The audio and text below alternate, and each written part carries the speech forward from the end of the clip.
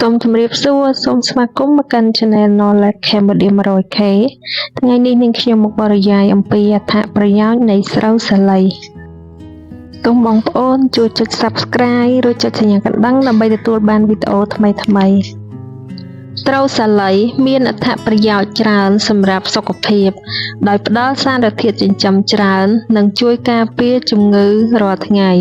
ខាងក្រោមនេះគឺជាអត្ថប្រយោជន៍សំខាន់ៗរបស់វា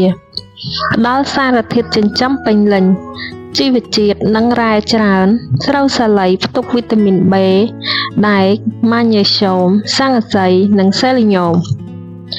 នេះគឺធ្វើឲ្យវាក្លាយជាអាហារដែលសម្បូរទៅដោយសារធាតុចិញ្ចឹមសម្រាប់ថ្ងៃដែលរវល់សារធាតុប្រឆាំងអុកស៊ីតកម្ម Polyphenol ក្នុងស្រូវសាលីជួយប្រឆាំងការរលាកនិងជួយការពារជំងឺដូចជាជំងឺបេះដូងទឹកនោមផ្អែមនិងជំងឺធាត់ជាតិសរសៃច្រើនការបរិភោគគ្រាប់ធញ្ញជាតិទាំងមូលជួយរក្សាជាតិសរសៃជួយគ្រប់គ្រងទម្ងន់ធ្វើឲ្យឆ្អែតបានយូរជាតិសរសៃក្នុងស្រូវសាលីជួយបង្កើនអារម្មណ៍ឆ្អែតដែលអាចជួយកាត់បន្ថយការញ៉ាំច្រើនក្នុងមួយថ្ងៃគាំទ្រការគ្រប់គ្រងទម្ងន់ស្ថានភាពគ្រាប់ធញ្ញជាតិទាំងមូលរបស់វាគឺជាហេតុផលដ៏ល្អមួយដែលជួយដល់ការគ្រប់គ្រងទម្ងន់ដែលមានសុខភាពល្អផ្ដល់ប្រយោជន៍សម្រាប់ស្បែកសំណើមស្រូវសាលីមានសារធាតុបេតាក្លូកេនដែលផ្ដល់សំណើមយ៉ាងជ្រៅទៅក្នុងស្បែកសម្អាតស្បែកវាមានមុខងារជួយយកកោសិកាស្បែកដែលងាប់ចេញនិងកម្ចាត់ជាតិខ្លាញ់ច្រើនបំបាត់ភាពរលាក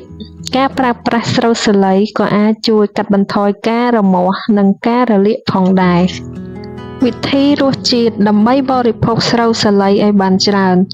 ដើម្បីទទួលបានអត្ថប្រយោជន៍ទាំងនេះអ្នកអាចបន្ថែមស្រូវសាលីទៅក្នុងអាហារប្រចាំថ្ងៃតាមវិធីសាមញ្ញ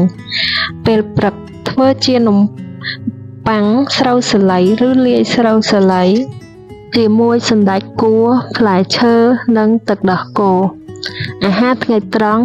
ឬល្ងាចប្រើគ្រាប់ស្រូវសាលីទាំងមូលជំនួសអង្ករមួយភាគឬបន្ថែមទៅក្នុងសាច់ក្រកនិងសម្លជាទូទៅ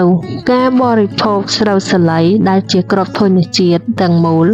គឺជាជម្រើសល្អសម្រាប់ការបន្ថែមជាតិសរសៃនិងសារធាតុចិញ្ចឹមដ៏សំខាន់ទៅក្នុងរបបអាហាររបស់អ្នក